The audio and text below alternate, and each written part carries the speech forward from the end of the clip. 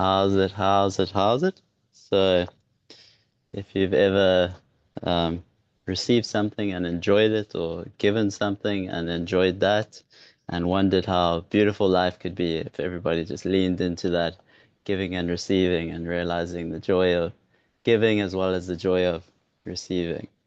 Um, you might be fantasizing along with us something like a dream of relations that are grounded on non-violence. You may have also noticed that we probably need to do quite a bit of work in order to get there and in order to distribute that sense. Um, Dave and I have just been chatting, and some logs have gathered before us. They put me onto Marshall Rosenberg, who does nonviolent communication training, and we're going to discuss some things. So, and practice, I guess, and see what comes up between us. The kind of themes is this nonviolence, nonviolent communication, what that means, and how one might train that in oneself. The I'll suggest a frame. One of the key things that Marshall Rosenberg suggests is that you, in your speech as well as in your self-observation, I guess, you prioritize just observation instead of making evaluations. So instead of evaluating or morally condemning something that is happening, you stick close to something that is specific and actionable in your speech with yourself and in your speech with others. It avoids this vague condemnation of character and etc. Um, we were speaking about music as well, and also the sense that there might be some forms of music or ways of relating to music that could be corrosive or good for the soul. We were discussing some things around Plato. That might be a specific point between us in which we could practice nonviolent communication between us. I mean, Dave is a musician and he is recently expanding that project. So if I were to come with an accusation and say that music is corrosive to society and to yourself and to the people who are enchanted by the tunes that you play. I mean, how might that conversation play out? That might be a like specific point of experimentation. Um, and then coming from Dave's own reflection is just to and to link this music and the non-violence context or aspiration, and thinking about disruption, like how does one disrupt the context or the tone of a context or the emphasis or the propensity or the favored tunes, the favored rhythm of a context? How does become a disruptive voice in that, in a way that's non-violent, but in a way that is actually disruptive? So it's a a wealth of material before us. That's my first kind of go at laying it out before us. Um, yeah, the would you have any kind of amendments or suggestions or inclusions, or shall we start fighting immediately, or No, it sounds cool. I would say disruptive, and then well, that would, yeah, there needs, obviously there's clarification and more detail there in terms of it's not disruption for disruption's sake. It's at least the way I'm seeing it is it's disrupting the habits and the tendencies that are not serving us. Um, how do we intercept those and yes, to lean in back towards the natural giving, to the things that actually bring us joy? And yeah, yeah, yeah, but I there think is that interception moment, that disruptive moment yeah, is requires so much skill and tenderness and yes, honesty, yeah, and just that the ability to observe and not, again, not make a judgment, not evaluate. yeah. I think if we push in here, like if we press into this, it might be like a bit. might be difficult, but I think this will just yield because it's difficult. It's like the it's it's very difficult to get away from. There might be a distinction between evaluation and judgment in the way that Rosenberg was speaking about it. So it's hard to imagine observation without some manner of judgment. And then it's hard to not imply a sense, like even um, we can understand a disruption or an interruption as being as not serving something, and then we can understand it as also being functional in some way. So then it's like, how are we even making sense of the way in which this disruption is functional and this one is not? Like, how does one disrupt well?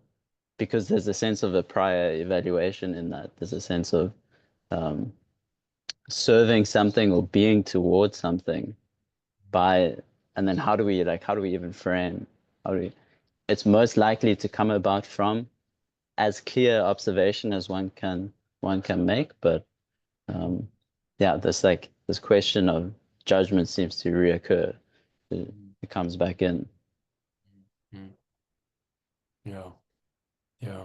And I mean, even within the frame of not like nonviolent communication, which again, I'm just exploring it for the first time, really, as its own practice or way of being. I mean, this is something that people have dedicated their whole lives to. Um, but one thing that Marshall Rosenberg does say is he really doesn't like the name nonviolent communication.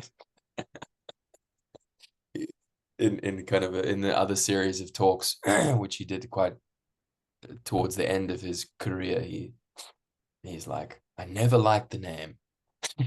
Why? Why not? Did you say why? um, oh man, I might butch this. Can't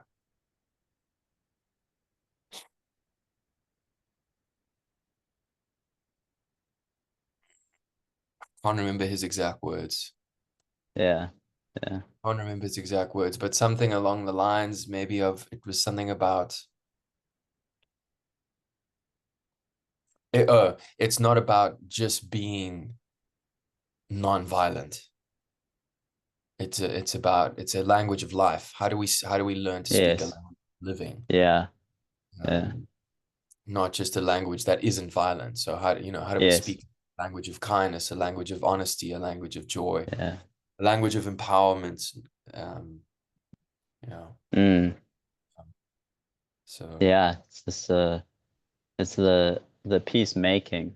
It's like a right. making. There's an activity in it for sure. Yes. Uh, Yeah. and often and sometimes, or it seems like that activity only occurs in a context of conflict, in a context in which peace is needed. So it's just like this inevitability of some kind of tension, of some like tension may even be productive or good in some sense, and then how we make that evaluation is a question. Um, yeah, okay, maybe let's for me there seems to be some kind of contradiction just in the performativity of the nonviolent as a practice.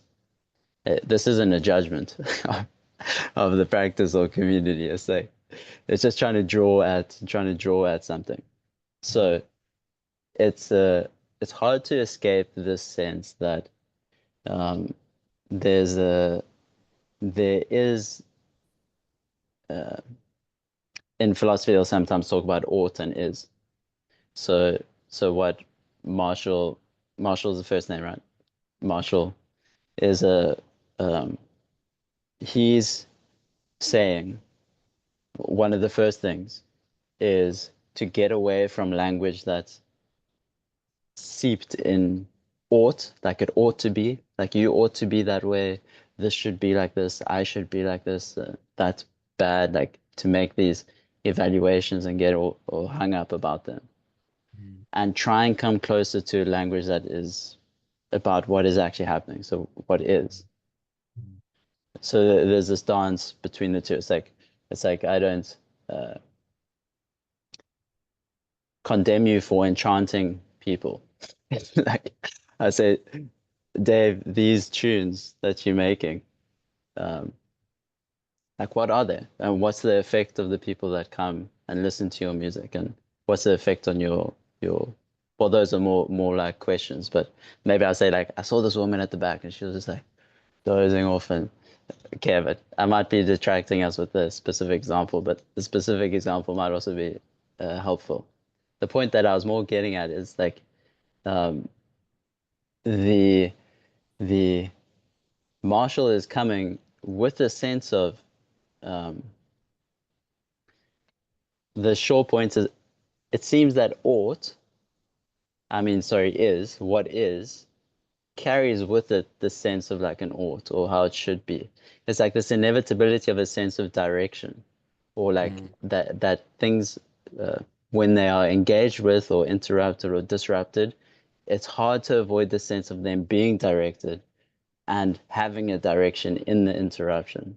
And this might mm, be more to what you're saying about this like uh, mm, getting away from just like the it's not just not violent, it's also like affirming something. It's also yeah, yeah, affirming a life. So it's like that uh, yeah, yeah.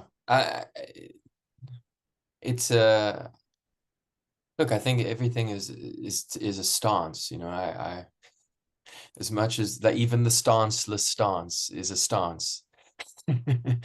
Like it's a position, it's a set of behaviors or actions that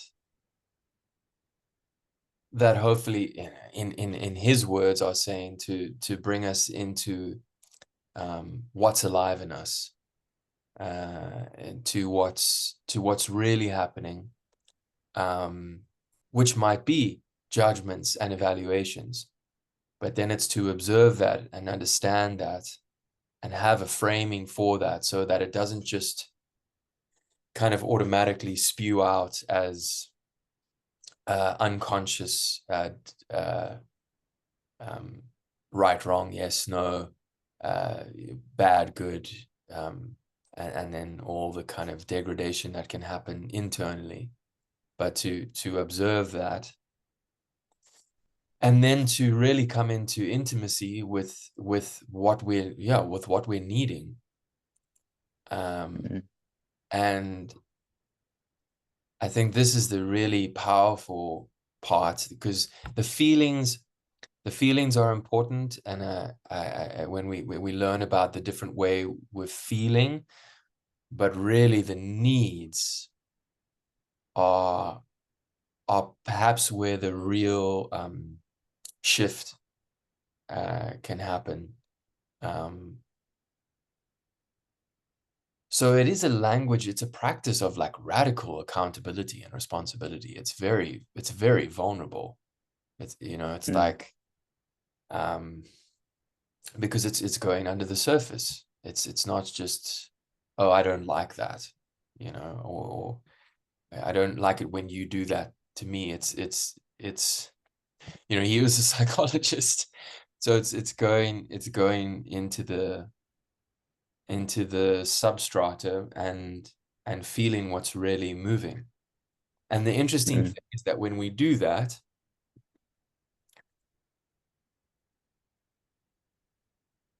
when we meet in that space, it feels, at least in my experience, that it really does become alive. And like understanding goes from some kind of conceptual thing to an actual felt, oh, you're actually feeling that because you need that. And it's kind of weird to talk about it like this, because it's when it's actually in action and you feel it, all of a sudden the way you're relating with the person changes. mm, And there's a deeper sense of understanding that then can let us move beyond any kind of violence that might be holding us back. yeah, And yeah, actually, maybe it might be a nice way to bring this in. You said to me the other day about that guy who's had this, been diagnosed with this condition, like a severe condition. terminal, yeah, Yeah, from the powers that be. And then you use the word that he is starting to speak about it and confess. Mm, Confess was the word you used, and that word really struck me because I feel like the non-violent communication, um, and I would say the way I experience it, what the wisdom traditions of the world are bringing us towards, um, is this very um, compassionate, open honesty, mm, that we can meet in, um, and confess, because everyone's like, we're all holding all the stuff in our bodies and in our minds and in our mm, hearts, um, and it's coming out spasmodically, and in these overcompensatory ways, like instead of and really tragic. in these trad yeah, it's like, as he says, a tragic expression of a need. Mm, um you know, the drug addict is not just taking the drugs because that's like the thing that that person really wants to be doing. No, they're trying to fulfill a need, you mm, know, and like uh, that when you when you feel that, and that can only happen if you do that for yourself. I really like, that's my, when you do that internally, when you're like, oh, I'm behaving in this way because I'm trying to fulfill a mm, need, and I'm trying to mm, like, and if or like a step before that, I'm trying to avoid or suppress or overly express these feelings that are just running through me, and I'm not actually addressing the need. mm, Uh, so yeah, it is groundbreaking in that way. And I think the most potent thing about it, because I mean, I'm rambling on here about things that I think everyone knows, and Marshall speaks about that. It's like, this is, we all know how to do this. Um, mm.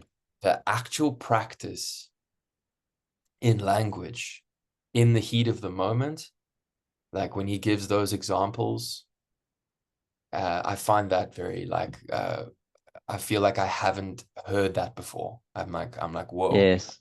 Ah, yes. Yeah. like Yeah. that, like it's just a complete pivot. Yes. Yeah. Yeah. You're reflecting there in that part, like yours, this part of what's made such a big impression is your hearing and seeing Marshall Rosenberg in action.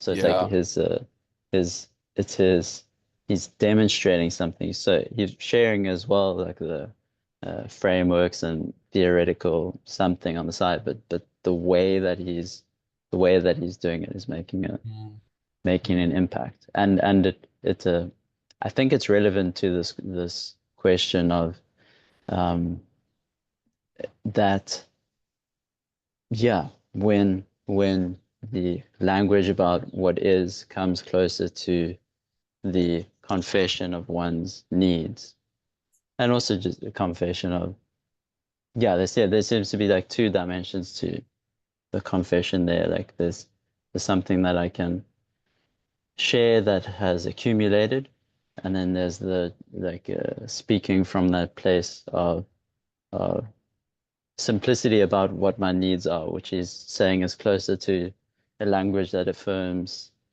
life or um, engenders that, because it can invite another to give what I need without trying to like coerce them, without trying to like hook them in. It provides a context for free giving, and we enjoy having our needs met, so we receive nicely. And then when we are able to hear, yes, this seemed to be a core part in his own performativity and skill.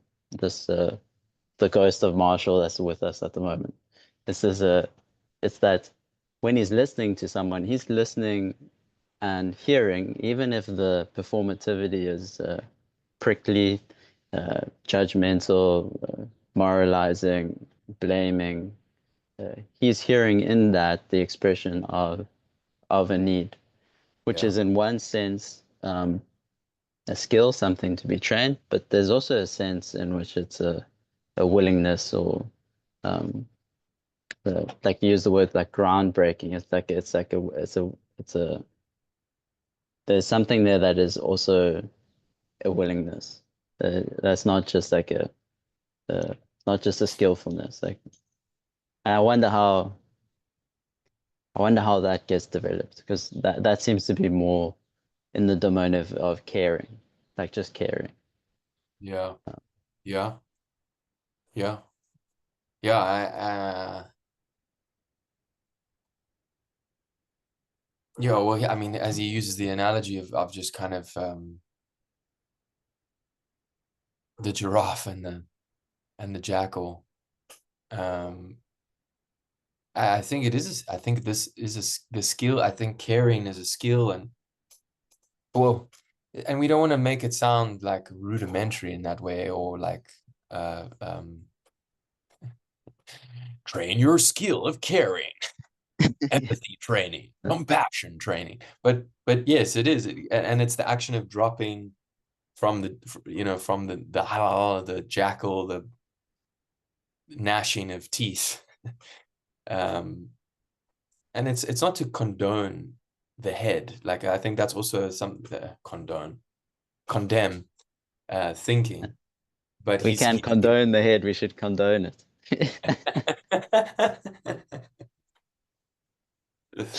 the and to drop into the heart. um uh Yeah, yeah. I don't want to interrupt, but like just to maybe like I can confess something. It's like this when I engage this material, and I hear this, and then I'm also like linked into that fantasy of this, like a world in which this of natural giving, and we taste it in different pockets, and it's incredible. Um, so then like this part of me comes with this I naturally want to share this material. It's like, oh yes, I want to send that to my parents. I want to send that to my like I want people to know about this. And then another dimension of that is like people ought to know about this. Like people need to.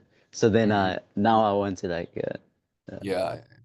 proselytize almost like I Yes. almost want to like I want to force people to like engage this material. Like, can't you see? Like so then I'm wondering about about that dimension.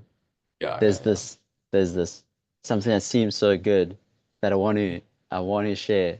And then in my coming to share it, there's something in me that what do you say, like belies or um that can't help but have this. Yeah. Um I mean, like, because what am I giving then? Is the I Right. think there's like a dilemma there Yeah, because it's like yeah, yeah, sure. maybe it sparks interest and then it's like, um, okay, well, what is this thing? And then I'd be like, oh, well, it's um, observe, don't evaluate. It's like that. Yeah, it's a Yeah, yeah. Yeah, and that's, I mean, we get excited about things, and I think ultimately it's a good thing to share. But it's yes, like, yeah, I mean, I'm very, and that's because of my own actions. I'm very wary of use the word proselytizing. Yeah, because it can, and there actually Marshall speaks about this. He speaks about how if and there's like a lot of study done around this in terms of dark empathy. um how this tool, this way of being, this practice, this form of communication, if misunderstood or misinterpreted, can become just another form of manipulation. mm, mm, uh, and that's where like you have to be doing it yourself.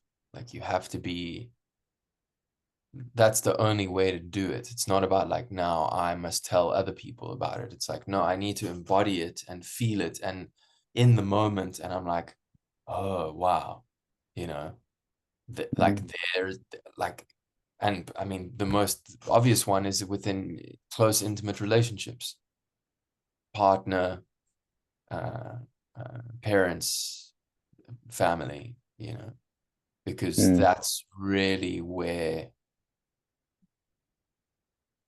and I mean, we could go into the reasons why, but that might take forever. But that's where it feels like sometimes it feels like that's where the most violent communication can happen. Um, because of the closeness of the person, and how we then are making assumptions that they know what our needs are and what we're Mm. feeling. And then when we feel like we're not, our needs aren't met, and our feelings aren't heard and our requests aren't heard, um, that we then just because of time, like, and resentment and just bitterness and can grow. You know, it's like, oh, Mm. you still don't get it. And it's like Mm. that. So I, for me, like like Eve and I have been like, I'm like, yo, how do we practice this? Like, how do I, okay, like what need, this isn't about me right now. I'm making it about me and I'm evaluating her behavior and I'm judging her behavior. So now I need to, and I'm making my own demands and like, and that's really where it shifts. Mm. Uh, uh, so I can't claim it and profess it and like I said, that's what I said in the beginning. I mean, I'm just dipping myself into this body of work, Mm. um, and so I need to practice. Yeah. Yeah. to, Yeah. anyway. Yeah. I see this very much as like an extension of that, you know, it's like uh, this is a metabolizing of that stream, you know, Yeah. that influence, and it obviously it resonates with something very natural. I mean, that's almost like the presence, this, or the premise, this natural giving, you know, and these inklings that we get in our enjoyment in that mode of being, in this Mhm. mode that is not punitive and also not moving from a sense or a fear of punishment. So Yeah. uh, Yeah. we we we get inklings of this way of being in different relational contexts, and um, we hunger for it, and then we suffer the tragic irony of our habituated ways of preventing ourselves from relating in that way. Yeah. So then it's a work, and then it's done in uh, relational relational context. For I think what because I get maybe bringing in this idea of tension and maybe like the musicality as well, and the context in which I was coming to the material when you shared it, it's thinking about there's the other, and then so I mean even Yes. or and then there's the enemy other even. So it's like there's something that's so hard is a contradiction or it's a paradox or it's like because we distinguish between two general modes. Okay, so we can be in this mode of natural giving, uh, of goodness, and then we can be in uh, to say something like the opposite, where we're giving resentfully in terms of like we're expecting something back or some manner of Mm. give back, or we only giving because we feel compelled, or and then we are expressing our needs in such a way that we're coercing people to fulfill them, and so like all these strategies that we locked into in terms of bringing that about. Mm. So then we we inherit this sense of like this there's this distinction or dichotomy. There's people who are giving naturally, and then there's people who are uh, coercing or and so now this is where thought always like it hits a it's not quite sure what to do. It's like so um how do I say that one is good over the other? Ah, like this is definitely it's so peculiar how I stumble here, and I think have patience with myself. Like if you think of Genesis 1, 2, and 3, where the fall comes, the eating the fruit of good and evil, um, which is it's like the arrival of this distinction of good and evil. It's like what's the state before that? Like how Right. the Right. Right. and Yeah. then how does a prohibition come into a context Mm. before you have the ground for discerning what should be prohibited and not prohibited? It's like Mm. there's it's like an impossible beginning. It's And a impossible. Yeah. ah Yeah. I think so that's, you see, that's where, that's like, I find that's like the koan. I, I, I feel that's where it seems to elude rational thinking. And in the humanness of it, it feels far more like it feels messy. So what I mean is, like, in a very practical example, um, and I'm not really trying to answer your question. I'm just rowing along. I don't even know if you had a question, but really, where I feel like where this shift of like bad and good and right and wrong um is the owning, the becoming aware of, or taking responsibility for my need.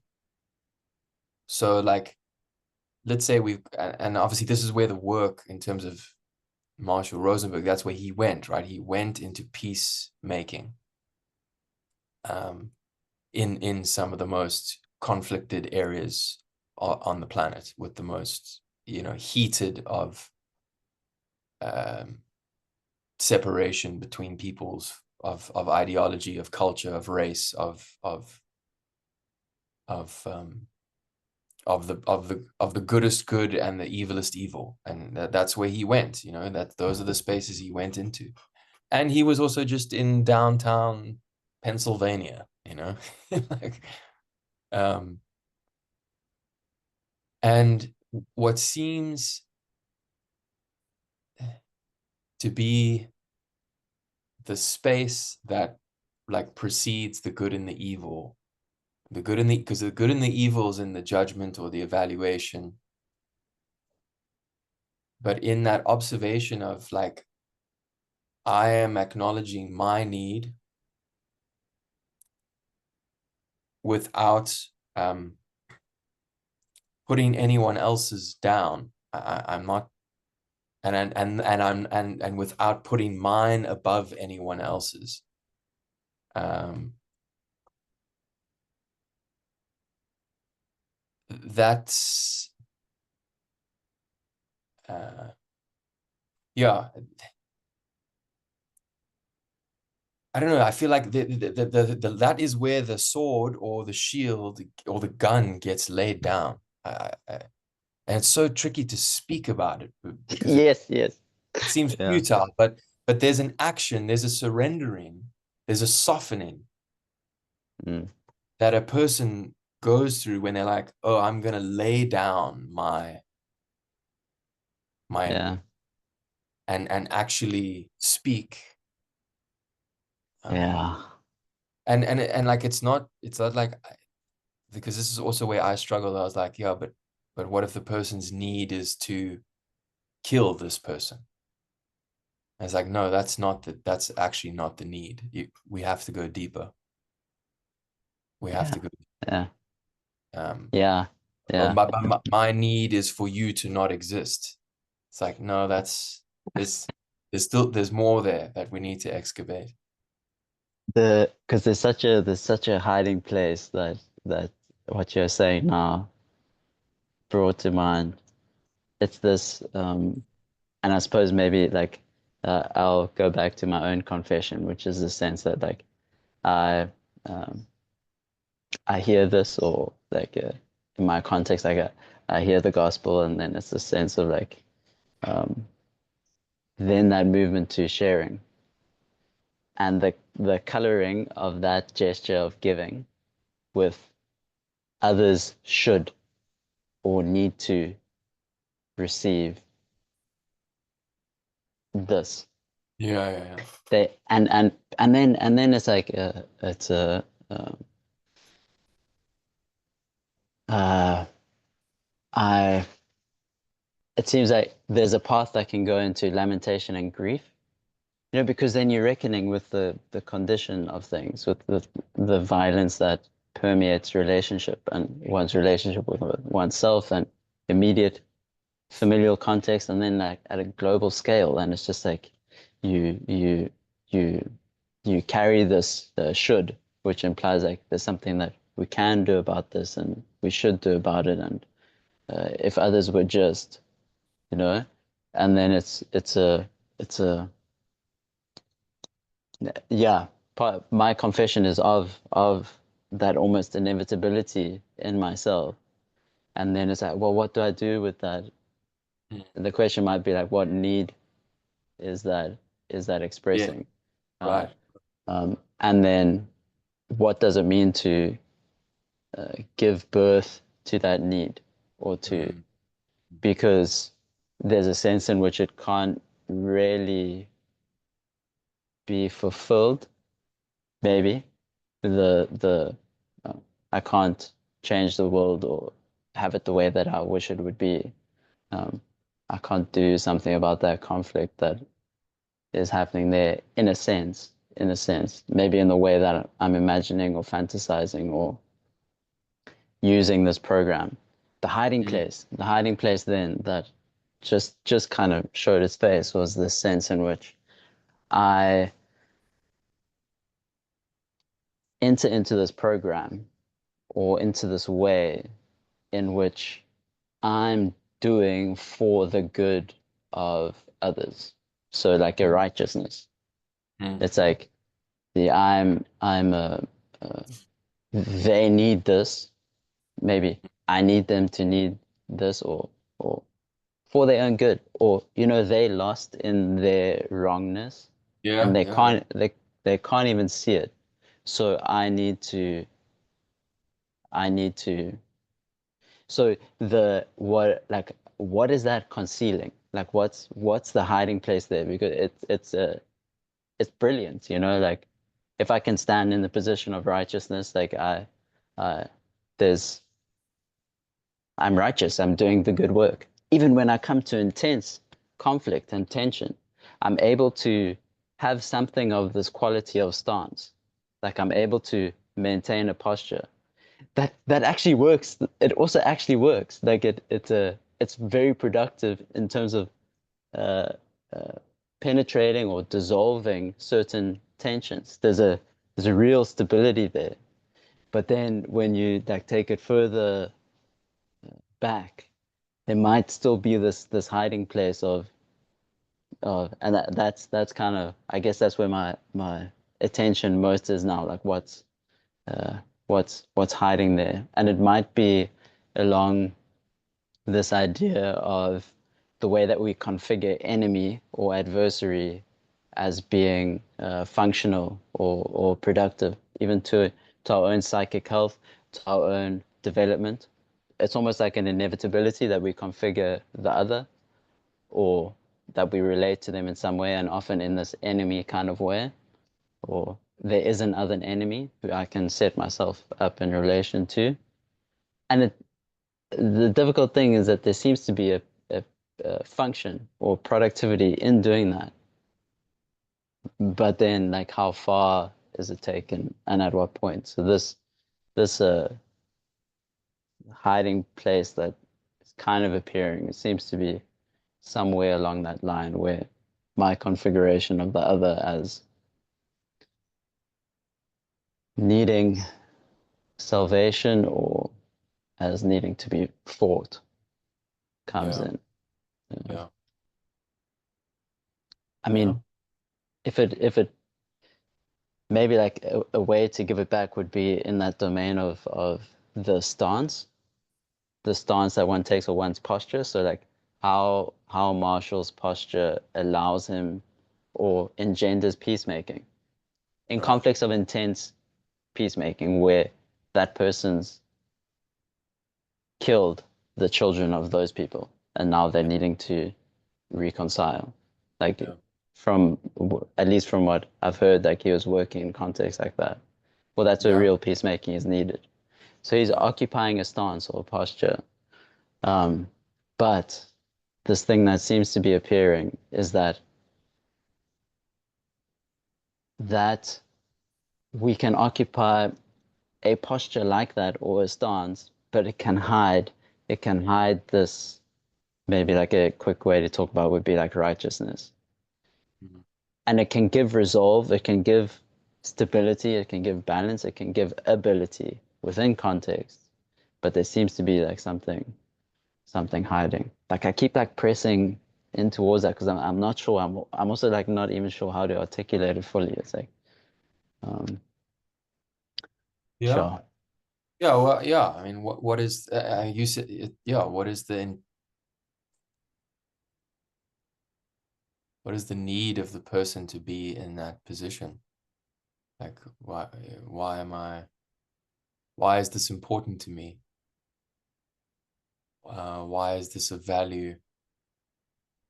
Um, and I mean, from what I've listened to and what I've read, Marshall pissed off a lot of people.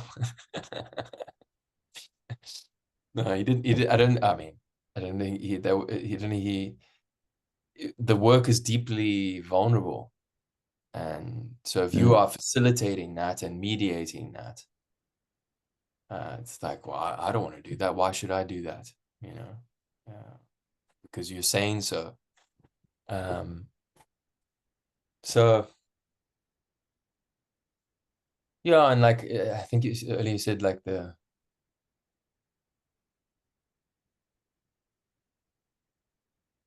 yeah before good and evil, because I don't the way I experienced that, uh, or at least when I hear Marshall talking, and from what I've read, he is taking a stance,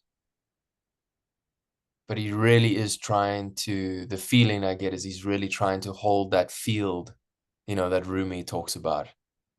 He's really like, let's meet there, let's meet there, mm, let's meet there, beyond right and wrong, beyond good and evil. Like, can we be there? Um, and not because I'm there and because I'm right and because I've said so, but because when we get into that field, there is a transcendence of like there's a transcendence of individuality, and there's now a sense of community, and like, oh, okay, you know, like mm, interconnectedness and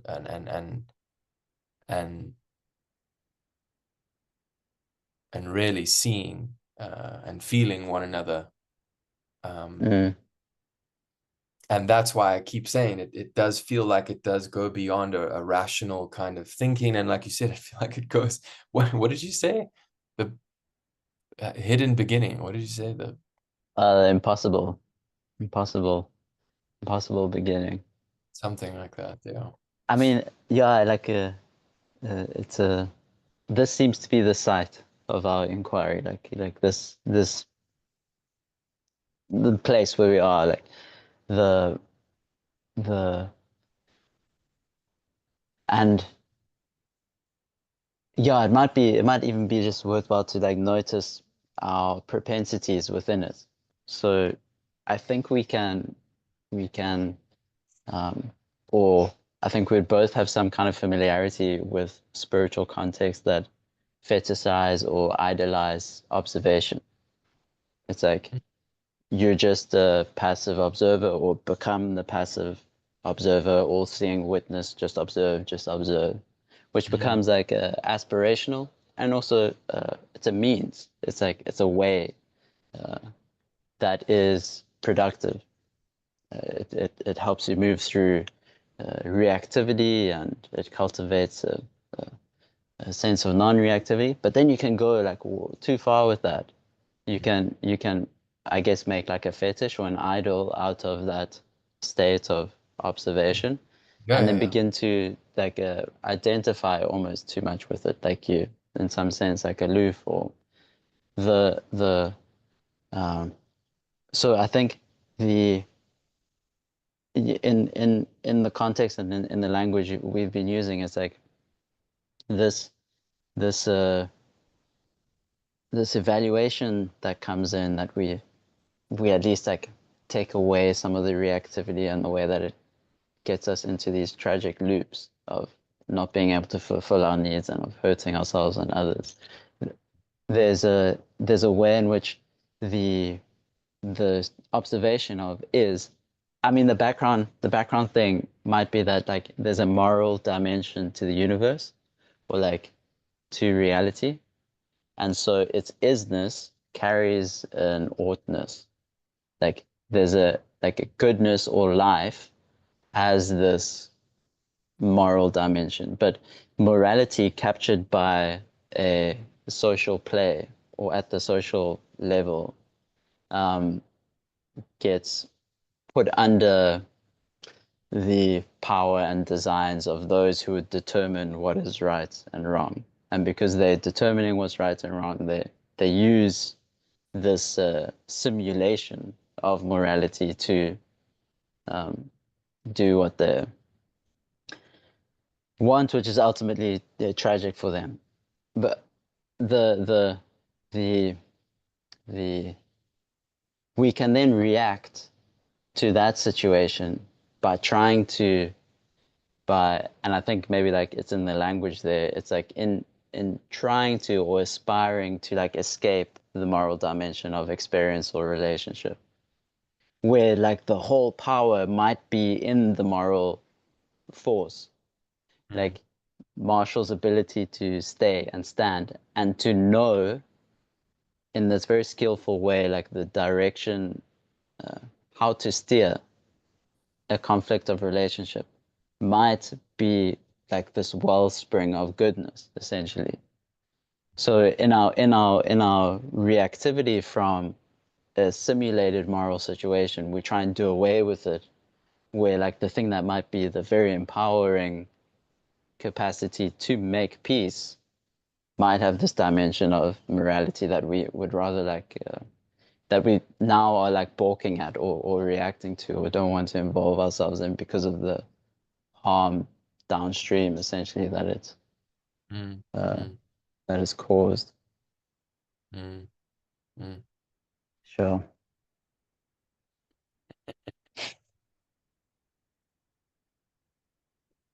I'm just wondering if I'm on if we on the same thing here in terms of like the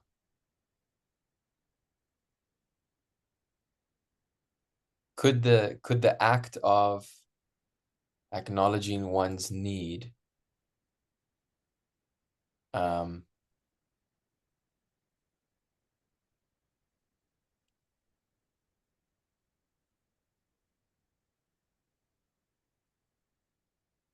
I don't know, I feel like there's a morality there that is very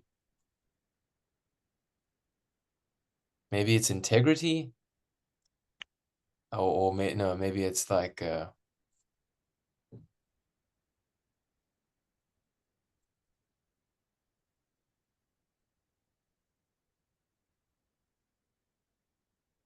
yeah, but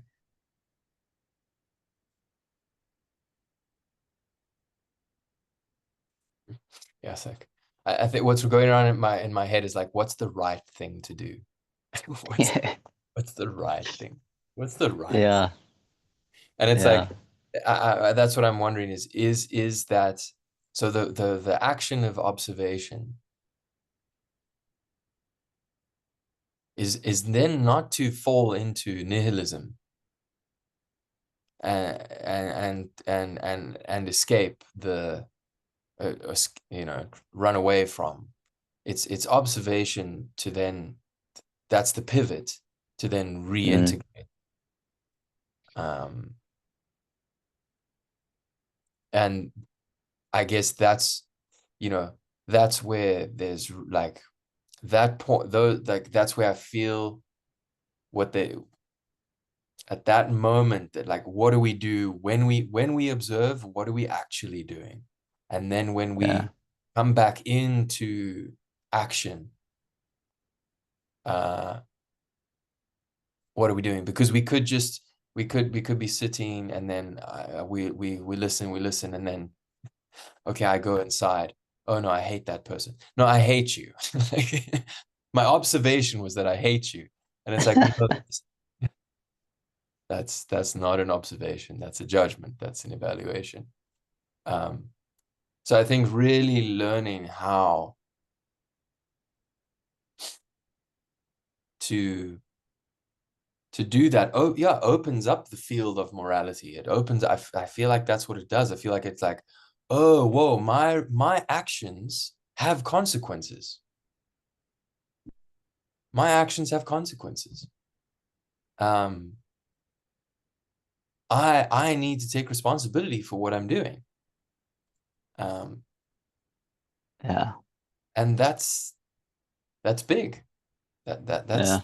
That's a big moment. Um, Mm. and yeah, then we can, Yeah. then we can, and then like, yeah, this is what I wanted to say earlier about like disagreement, or and like sacrifice or compensation, or um, so like my, you know, where our needs will be different. Like, we, in terms of, we all humans have needs. We all have very similar needs, but we'll need different things at different times.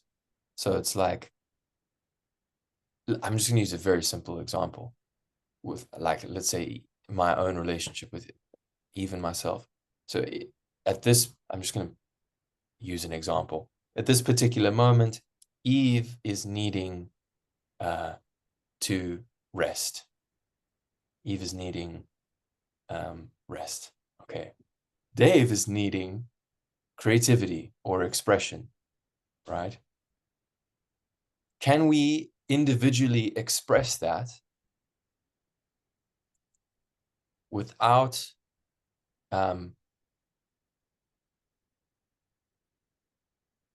okay, and here's, I'll throw actually a little curveball in it as well. Eve is needing rest and would like to rest with Dave. Dave is needing creativity and expression, but Dave would like to do that with Eve. Okay, so can we then be in that, like, oh, we're needing different things, but we want to share it. Okay, can we take responsibility of like, oh, well, if I just fulfill my need and you fulfill your need, and I honor that your need for rest is not trying to shut me out or push me away, and my need for creativity and expression is not to try and get away from you, right? But these are the things we do because it comes out in, like I said, in like a spasm. It comes out Yeah. And it's also interpreted, oh, again, it's not observation, it's judgment, it's evaluation. Oh, you're wanting to go and do that to not be with me, you know, mm, you're doing that to escape. And it's like, no, no, no, I'm just needy, you know. And so this is where, like, can we go, oh, so let's not get into that like whole argument and then like, oh, you don't love me and I don't love you and we're not, it's all the ways that that can go into just like despair. Um, can we honor our needs and then be like, oh, we just have different needs right now. There's no personal attack going on. There's no shaming or blaming. Um, it's just you needing that and I'm needing this. And can we request that of one another? mm, Um, mm, and therefore it's again, it's not a now, so it's not a disagreement, but it's understanding opposition or just difference or diversity. It's like, oh, we need different things at different times. mm, Um, and that's what I meant by messiness earlier. I said messiness. Um, I feel like that requires a lot of courage, like to be like, oh, we're different. It's complex. It's not just black and white, and we do it like this, and you do it like it's more considered and like, and we're mm, not uh, a lot of the time we're not used to that because, and I feel like it comes from a fear of time, like this feeling of time, like at least for me, it's like it needs to be efficient, and it's like no, it doesn't work like doesn't work like that. Uh, need it we now, it must happen now, and it's like let's figure it out now. Let's all be on the same page now. And it's like, no, no, no, no. It's yeah, far more uh, um, complex and Morse. Yeah. yeah, yeah, exactly. So can we be with that? Yeah. Uh, the it's funny, caffeine tends to make my timing bad. That's it. Ah, Like it puts this like pace to it, but I uh-huh. love it. I was thinking, I was wondering like um, what the creative expression that gives rest might be in your relational context. But I'm just putting together the tension. The um The creative, the is yeah, that something you want to explore or are you just wondering? Well, I'm wondering. So like what the creative expression that gives rest is. It's even just an interesting idea.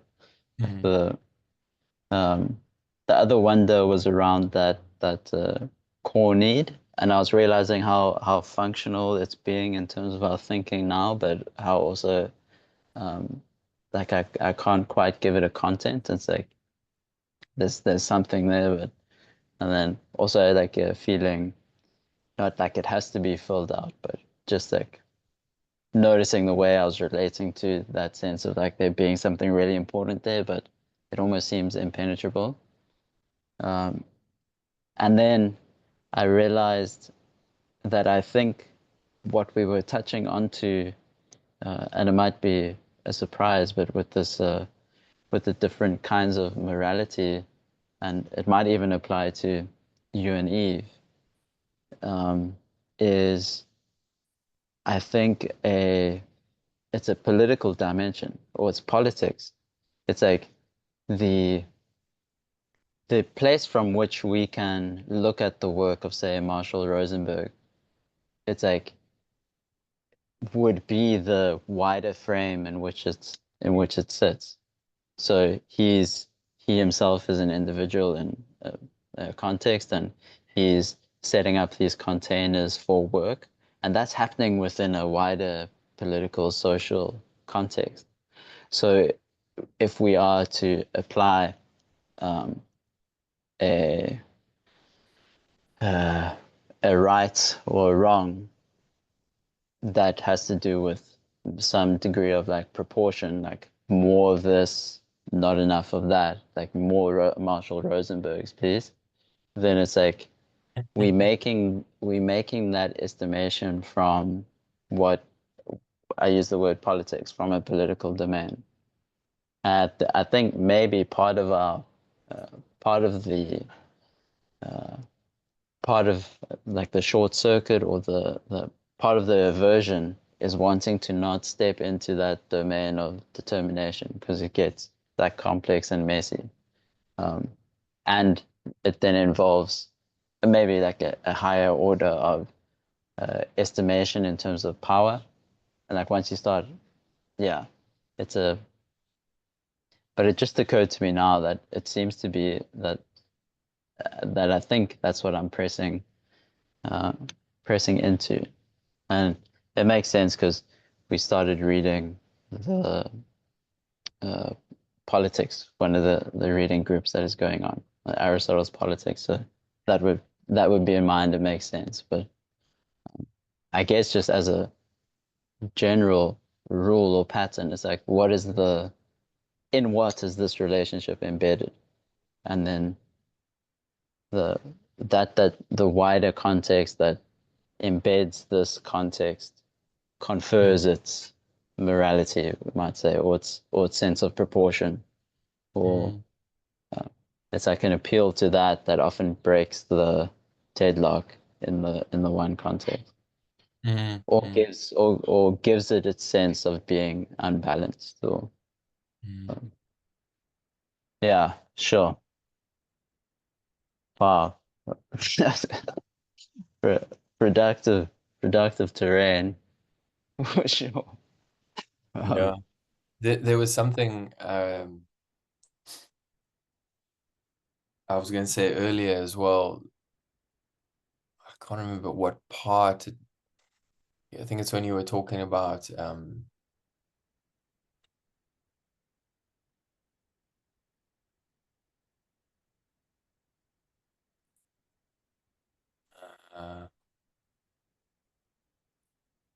uh, something about the righteousness. We didn't, yeah, oh, I don't like if yeah. and like martyr. We didn't say martyrdom, but I was just, and then we were talking about music, and the show. Yeah. And so it's like,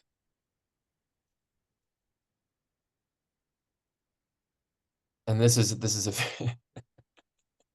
very interesting and very uh, rich field that people have been talking about for a long time. Um, uh, am I performing um, to be heard, um, to be seen, to deliver a message?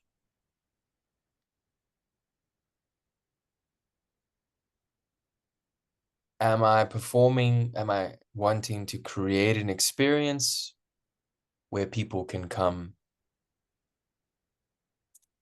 and uh, have their needs met? What needs is the audience needing? What and they have their own messages and processes, and so like that's something I've really had to, why am I writing this poem? Why am I writing this song? Like, is this for me? Is this for all of us? Does this need to be shared? Does it need to be heard? Mm. Um, you know, and I feel like where the magic really happens is in like it's like in the invisible, non-verbal exchange that is happening. And again, I'll use that Rumi kind of that field that is outside of you know, right and wrong. So in the case of a show, like, okay, the lights are maybe on us, and like we've got the amplification and the microphones and the instruments. Now we have a responsibility now. What are we going to do with it? Like, can it be about can it be about the audience? Can it be about that exchange rather than me up here projecting, you know? Um,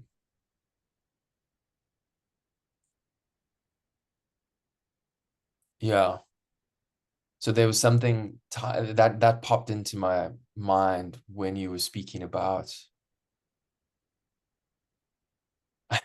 sharing the word, sharing the work, like putting it out there, proselytizing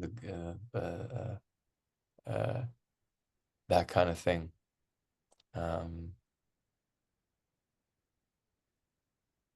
Yeah. What's been so what I love so much about Genesis is the the fruit of the knowledge of good and evil, and the fruit is what you eat or you take it in, um, and then you take it in and it makes a body out of you. Um, the it hasn't come up in this conversation, but also your question of like, is there a spiritual way to kill an animal? And basically the religious dimension of what we take in, the religious political dimension. So context of your music and your poetry and your now branching out into the performance. The and maybe it's just like a way to think about it. It's like if there's a feeding or there's a taking in that the audience is involved in, that you're involved in, Mm. that then the determination would be like, well, like what types of food? What are we feeding? Right. And uh, then what should we be feeding? And if we avoid the should question because we're fetishizing the observation, then we never allow ourselves to determine our context from a wider frame. Mm. So it's not that the should be the final frame or that I'm made of the right and wrong determination. It's Mm. that I enter that process of determining. I raise the question by means of as clear observation as I can, but I understand that it's happening within a moral frame. It's happening within uh, within a frame in which there is a right way. Yeah. There is a proportion, proper way for Yeah. this to be. Yeah. Yeah. And I mean, in terms of Marshall's premise, the whole thing is based on how can I make life more wonderful? Yeah. Yeah. That's it. I mean, I don't know if I said that earlier, but No, that yeah. that is his whole pivot point. It's like, how can I make life more wonderful? And Yeah. and and then that obviously is a big question, because what is wonderful for you? What is wonderful for me? And Mm. that was like my big like ah, again, I don't know what type of this is, probably could be classified as some type of behavior um that I have, because then I'm like, well, some people's idea of what wonderful is terrifying.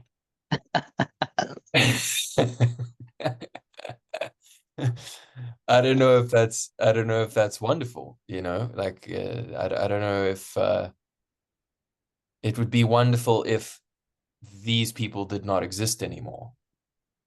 That doesn't make life more wonderful. Yeah. Yeah. So um yeah, that that that's the messiness of it. And then I guess that also is then really getting down to the need um of Mm. like what is what are those people really needing who are saying they would not like those people to exist anymore? Um, or what would make life more wonderful is if we were at the top and they were at the bottom. Um, Yeah. um, but then from what I've heard and understood, you know, Marshall is saying, um, he's asking that question is like, yeah, is it an ideal? I don't know, but it's like, how can, you know, is that wonderful for everyone? I think that's Yeah. where, like, is it wonderful for everyone? Yeah. And so then it's Yeah. like, no, it's not wonderful for everyone. Oh, okay. Yeah. But that's where Yeah. maybe we were more in touch with our needs.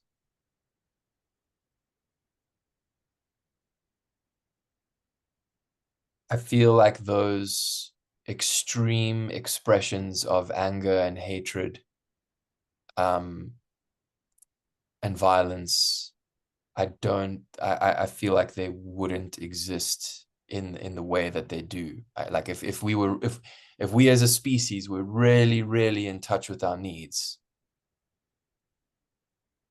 um, I feel like that we wouldn't see the kind of um, Yeah. violence that we do. Um, The just on that last piece, like it seems like if we um the peacemaker, the the and uh the spirit who takes this on, peacemaking, it's like it's the willingness to see in those violent expressions the expression of a need.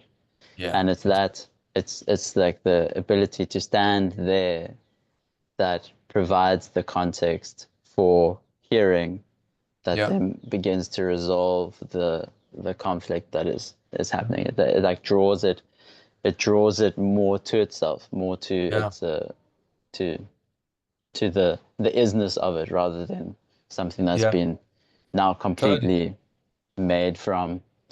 It's I think a big takeaway for me from this conversation is realizing this the political dimension basically, and then in what you're saying now as well, this element or the work of confession. So again, like the the the beginning being Genesis, and then our context as being an inheritance of that, is that we inherit the condition in which we are made up of our prior decisions, not even decisions made consciously by us, that we are formed by our determinations of right and wrong. So we can't get away from that. And you get this like the bypassing move where I leap to a spirituality and as strongly as I can identify it with this position of observation and observer and witness, and but then like a reckoning comes where you have to reckon with your context, with your relations, with your and then political context. And part of that reckoning, it seems, I mean, it's like the truth and reconciliation is like the the it's an ongoing confessional work to confess the ways in which my I have been shoulding or the ways in which I have been trying to determine what I've taken to be right and wrong in the world and then impose that Yeah, relationally. And yeah, it's complex because there's a deep function to it.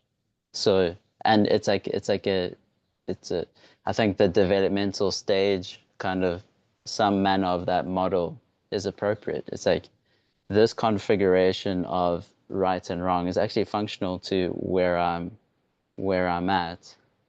But if I'm going to progress and we have a kind of an aim for where the progression goes as a peacemaker, then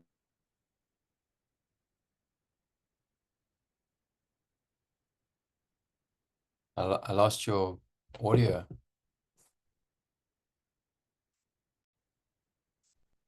Can't hear you at all. Don't know why. The headphones or the still nothing. Can you hear me? Can you hear me? A thumbs up if you can hear me. Also not getting Oh, you back now. there. Okay. Well, I don't know how to take that. The Gone. Oh, I'm still here. I'll pause it till Daniel returns. Oh, he's back. yeah, I think the overheating a bit. Yeah. Um, The phone has a need. yeah. Sure. Will But will we will we honor its need or will we just burn on? I think we should honor its need. Yeah, you're still frozen, but Yeah. uh, Same your side, but I can hear you all good. yeah, I can also hear you. Um, Now you're back. power.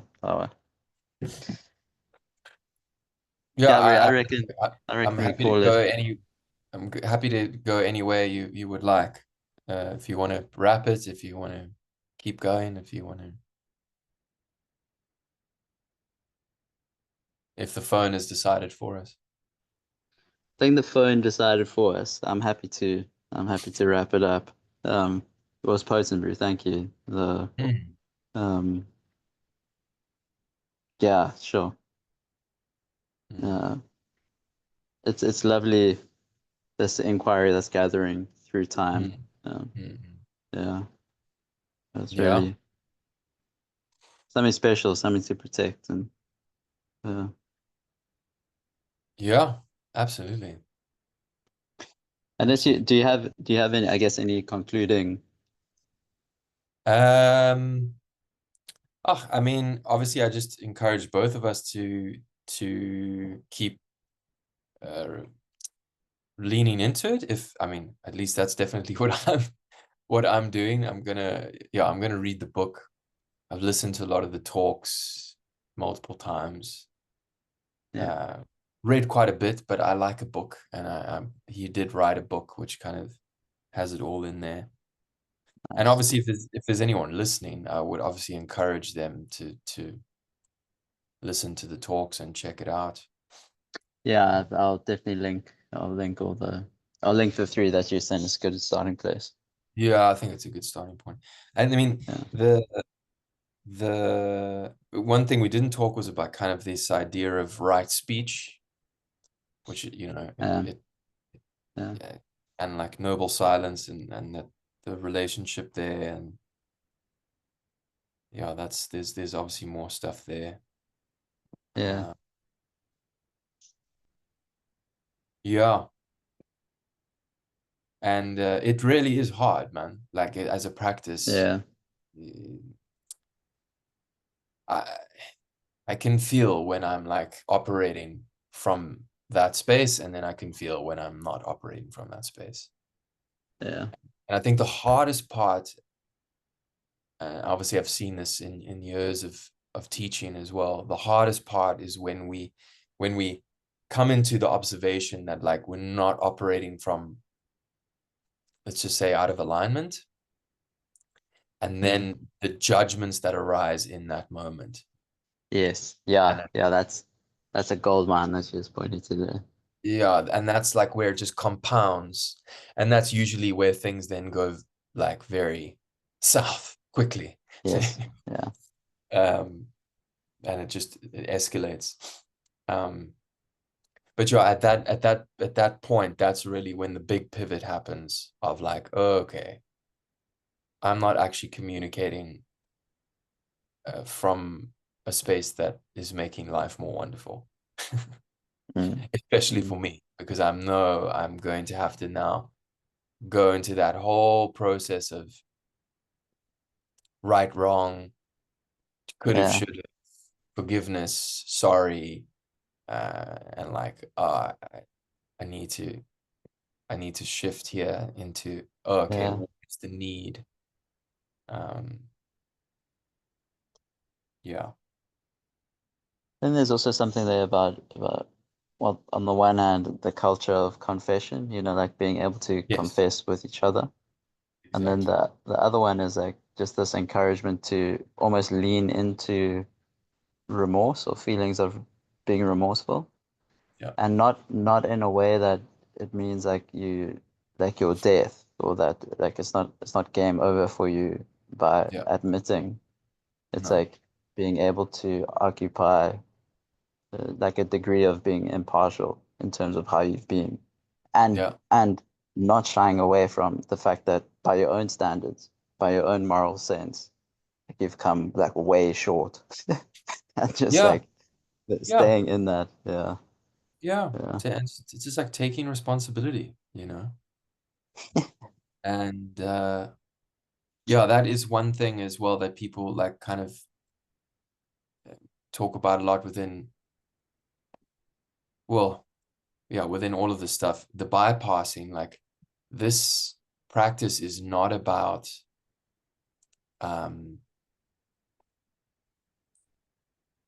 for example, he says no one can make you feel anything. No one can make you feel anything, which is that's like a potent statement, right? That's like, yo, Mm. there's a lot of, for me, there's a lot of resistance to that. I'm like, are you sure? Because that motherfucker the other day, I was Yeah, exactly. Um, no one can make you feel anything, right? Which is very, at least the way I see it, is very dharmic, right? It's very yeah, um Buddha-esque. Um, but but then he says that doesn't mean that people are not responsible for their actions, right? yeah, No one can make you feel anything, but that doesn't mean they didn't do what they did do. It's yeah, trying to figure out what did they actually do. yeah, Um, and that's also like the kind of classical Zen saying, which is, like kind of the whole pre-enlightenment, then enlightenment, then post-enlightenment. Like, before you're enlightened, there's good and bad. And then when you're enlightened, there's no good and bad. But that doesn't mean that bad is not bad and good is not good. yeah. So, So, um, yeah, it's quite a that's quite a state to be in, to oh, no one can make me feel anything. I feel what I feel. But I am in relation and that person did that thing from whatever mm, need they were trying to fulfill. And that action had an effect on me. Now, what will I do with it? Yeah, that's radical. That's really yeah. radical. That's like that's not easy. That requires deep, uh, yeah, deep sense. Yeah, Forgiveness, I think. Yeah, yeah, and and understanding like, oh, they were acting like that because yes, yeah, yes. Understanding and forgiveness are like, and exactly. this is that moral dimension. It's like when um, it's like I'm seeing most clearly when when my seeing of the other has this um love or affective quality. It's like I can uh, attend to the severely obscured need or wound, Mm. um, Yeah, if I'm caring for it. Essentially, if I yeah, care to. yeah, yeah. Yeah, it's like I look, I and that doesn't, again, that doesn't put you in a righteous position. Like, doesn't that, because I think that can happen sometimes. Like, I feel it's like, oh, so now I know more than, I'm superior in my understanding because it's like, no, no, no, no, you've slipped back into the thing now.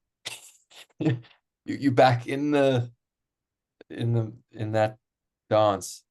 But it's like, Yeah. and I feel it all the time when I look at Trump and Elon. And for me, I just the whole time I just see two little boys the whole time. I'm like, oh, there's two little boys that are trying to meet each other's needs. Um, that's what they look like. It's what they sound like. They just sound like little kids. And now what am I going to do with that? You know? And then it's like, yeah, but they're kids that with a lot of power and Yeah. a lot of flick of the switch and push of the button and yeah, it's uh it's wild. It's wild. Yeah. On that apocalyptic end. uh, Okay, bro. back over. Full power. Lots of love. Lots of love. Lots of love.